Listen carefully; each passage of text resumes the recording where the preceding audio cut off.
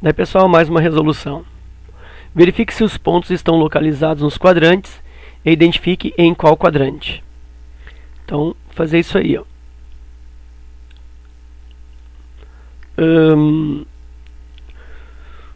Antes, uma observação rápida. Quando que eu sei que o ponto está no primeiro quadrante? Bom, no primeiro quadrante, fazer um desenho aqui, ó. Olha só. Isso aqui, eixo X, isso aqui, eixo Y. Essa parte aqui, portanto, é a parte positiva do eixo X. Essa aqui é a parte negativa. Essa aqui é a parte positiva do eixo Y, essa é a parte negativa.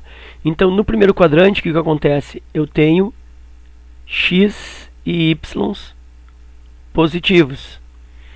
No segundo quadrante, eu tenho o X agora negativo, ó, porque pega a parte de trás, e o Y positivo, pega a parte de cima. No terceiro quadrante, X negativo e Y negativo. E no quarto quadrante, eu tenho X positivo e Y negativo. Então, é isso que eu tenho que observar. Quando no ponto aparecer 0, aí significa que o ponto, ou x0, assim, ó, eu tenho um ponto, por exemplo, 0 e alguma coisa, 0 e m, ou ponto m e 0. Esses pontos, eles não pertencem nem ao primeiro, nem segundo, nem terceiro, nem quarto quadrante, eles estão localizados sobre um dos eixos. Quando aqui o x é 0, então está sobre o outro eixo, está sobre y. Quando aqui o y é que é 0, aí esse ponto está sobre o x. É o contrário. Se o x é 0, esse ponto está sobre o y. Se o y é 0, esse ponto está sobre o x. E aí, eu vou observar agora os pontos. Menos 2 e 0 não está em nenhum quadrante. Vou deixar assim por enquanto, nem vou preencher nada.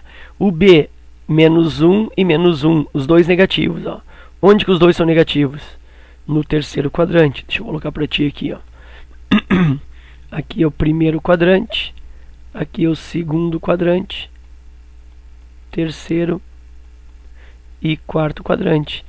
Então, observa que os dois negativos é terceiro quadrante.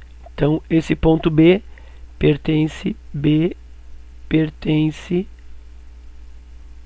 ao terceiro quadrante.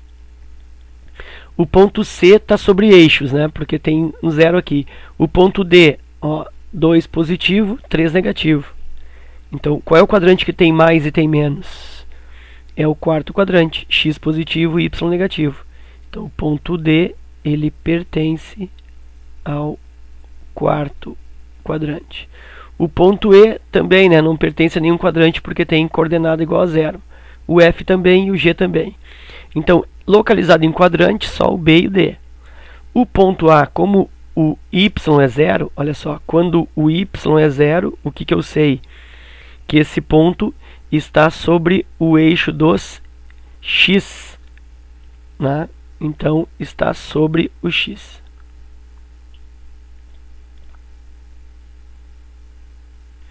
Sobre o X. Esse ponto 0 e 3, agora, ó, o X é que é 0.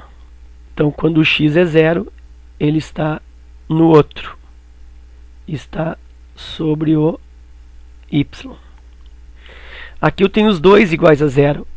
Então, ele está tanto no X quanto no Y. Então, esse ponto E, ele é chamado de origem do sistema cartesiano. É a origem. Seria aqui, ó. Aqui estaria o ponto E. E o ponto F? O ponto F, menos 1 e 0. Ó. Se o Y é 0, esse ponto se localiza sobre o X. Então, se localiza sobre o X. 0 e menos 2. Agora o X é que é 0. Então, se localiza sobre o eixo Y. Então tá aí o exercício número 3. Localizar o quadrante ou em qual eixo o ponto se encontra. Se o x é 0, está sobre o y. Se o y é 0, está sobre o x.